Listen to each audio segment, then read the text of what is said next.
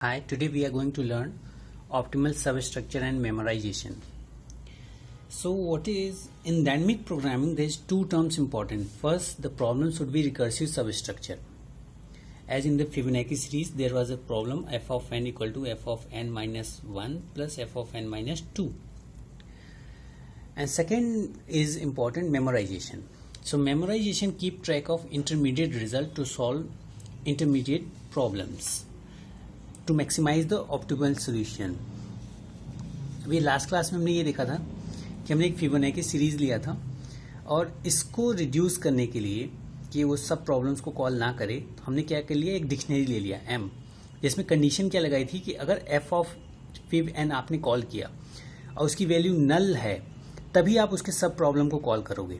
अगर नल नहीं है तो डायरेक्ट उस वैल्यू को असाइन कर दोगे.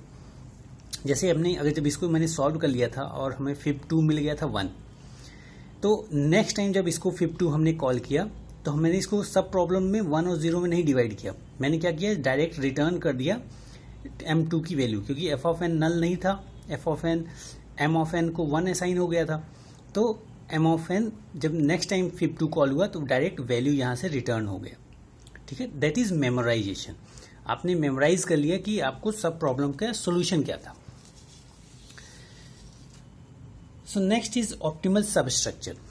So optimal substructure, a problem has optimal substructure if an optimal solution can be constructed efficiently from optimal solution of its sub problem. इसमें जो भी आपने सब प्रॉब्लम क्रिएट किया है और उससे भी जो सोल्यूशन आपने जनरेट किया वो ऑप्टिमल होना चाहिए. तब आपका जो है, आप ये कह सकते हो कि जो आपने सब स्ट्रक्चर क्रिएट किया दैट इज ऑप्टिमल सब स्ट्रक्चर. एक एग्जाम्पल लेते हैं.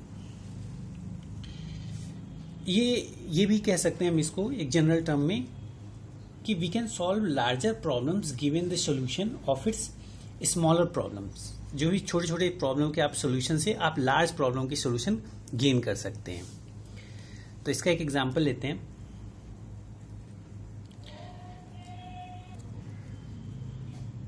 ये ग्राफ है और इसमें आपको ए टू बी डिफरेंस, ये वेटेज दिए गए हैं, मतलब डिस्टेंस दिए गए हैं. ए टू डी 2 डिस्टेंस है, डी टू बी 4 डिस्टेंस है, सेम यूनिट में.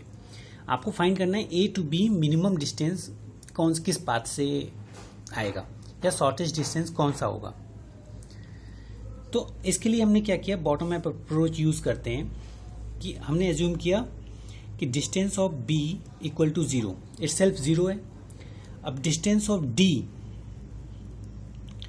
From B is equal to 4, distance of C क्या है 1, डिस्टेंस ऑफ ई आपका क्या है 3 फ्रॉम बी से. अब फिर ए पे चेक करते हैं. तो ए पे जब चेक करेंगे तो हम इसमें इन तीनों का मिनिमम फाइंड करेंगे. जब डिस्टेंस ऑफ ए फाइंड करेंगे that will be minimum of D D, D C and D E. और वो क्या है 1 + 3 दैट इज 4. ठीक है, तो इसका मतलब जब भी आपको किसी नोड पे मिनिमम फाइंड करना है, डिस्टेंस फाइंड करनी है, तो आप क्या करते हो, आप उसके previous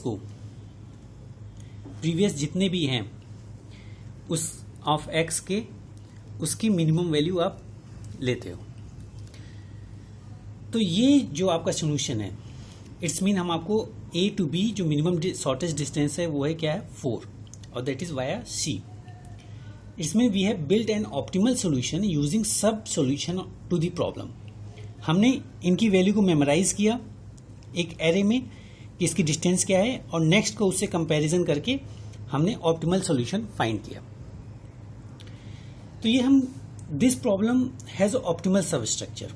now this problem has optimal substructure, और इसको हम प्रूव कर सकते हैं प्रूफ बाय कॉन्ट्राडिक्शन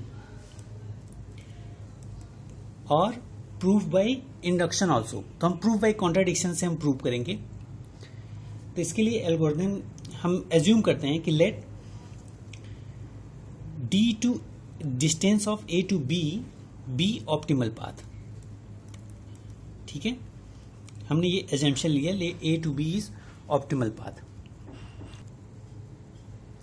तो एल्गोरिथम क्या है कि let D A to B, हमें जो है ऑप्टिमल पाथ हमने ए टू बी फाइंड किया है. ठीक है, तो एज्यूम करते हैं कि ये सी के थ्रू पास होता है, तो ऑब्वियसली डिस्टेंस क्या डिवाइडेड होगा, distance A to C and C to B, ठीक है। अब एजम्पशन लेते हैं कि there is another path D dash A C through which you can reach from A to B. तो ये क्या होगा, इस अनदर पाथ का partition D dash A to C and D dash C to B.